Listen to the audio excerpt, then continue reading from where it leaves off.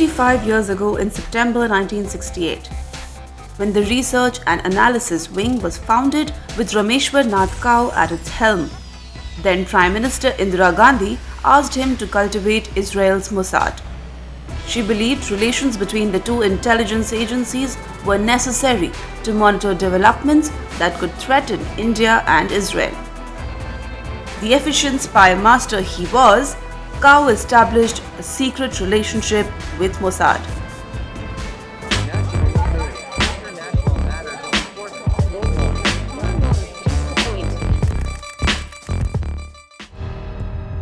In the 1950s, New Delhi had permitted Tel Aviv to establish a consulate in Mumbai, but full-fledged diplomatic relations with Israel were discouraged over the Palestinian cause.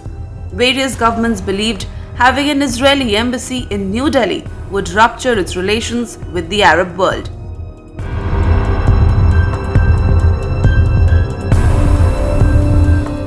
This was where the RAW Mossad liaison came in. Among the threats that the two external intelligence agencies identified were the military relationship between Pakistan and China and North Korea. Especially after the then Pakistan Foreign Minister Zulfikar Ali Bhutto visited Pyongyang in 1971 to establish a military relationship with North Korea. Pakistan's arms supply relationship with North Korea dates back to Bhutto's visit to Pyongyang when he sought North Korean arms supplies to strengthen the Pakistani armed forces in the face of a looming war with India. Back then, Pakistan did not have diplomatic relations with North Korea.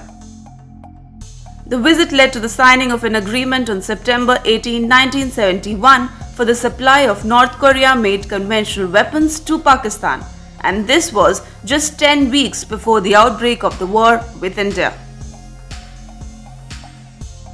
RAW-Mossad relations were a secret till Morarji Desai became Indian Prime Minister in 1977.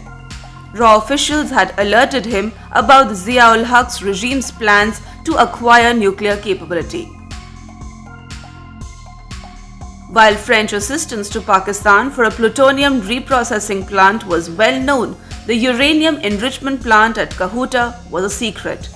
After the French stopped helping Islamabad under pressure from the Carter administration, Pakistan was determined to keep the Kahuta plant a secret. Islamabad did not want Washington to prevent its commissioning.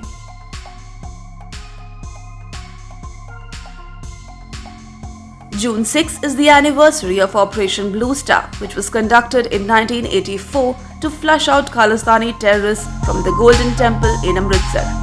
Jarnail Singh Bhindranwale's radical group had committed targeted killings and led terror attacks, causing the death of hundreds. The commandos who entered the Golden Temple on June 6, 1984 were part of the special group of the 56th Commando Company of the Indian Army. They were the only unit of the Indian forces to have received specialized training to fight terrorists, having taken control of a sensitive public place and deal with a hostage-like situation.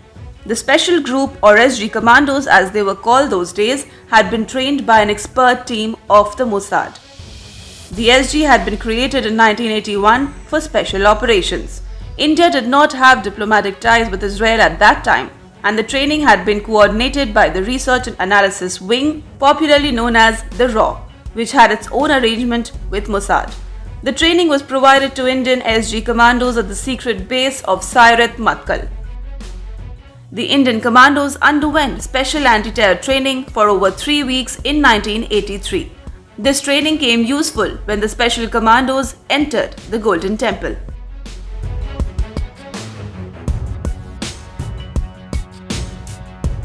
In a major dent to pro-Khalistani operations, Hardeep Singh Nijjar, a wanted terrorist and top leader of Khalistani Tiger Force, was shot dead in Canada on 18 June in Punjabi-dominated Surrey city. In the past month, multiple Khalistani leaders across the world, including Pakistan, have died, and the death of Nijjar, including other Khalistanis, has come as a jolt for pro-Khalistani organizations and leaders. Earlier, the arrest of Waris Punjab Day Chief Amritpal Singh by the Punjab police in Moga on March 23rd jolted the terrorist forces further.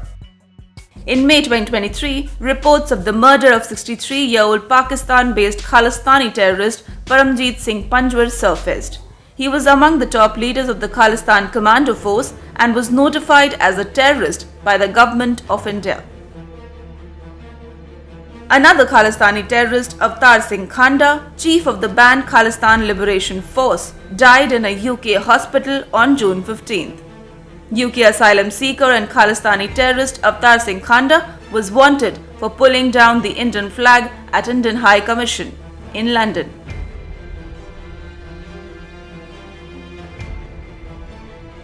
There has been no official word on these killings and suspicious deaths in the history of spying and espionage.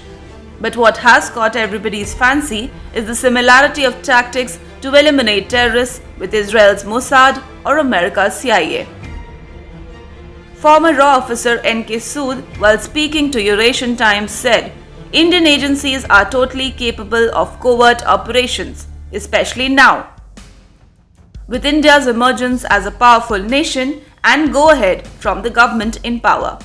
Sood added perspective as he said, "There was a time when even a phone call from the US ambassador to Indian Prime Minister had reversed major decisions which were much needed or desired. But now there has been jostling among US congressmen to take autographs of the Indian Prime Minister Narendra Modi."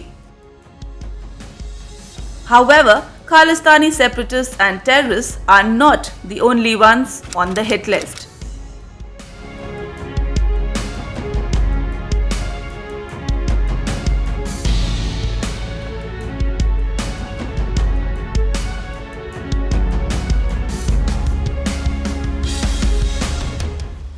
The point is, and as experts believe, India is now calling the shots and doesn't need to fire a bullet to eliminate its enemies. Terrorists and disruptive forces need to roll their guards up because their time is up.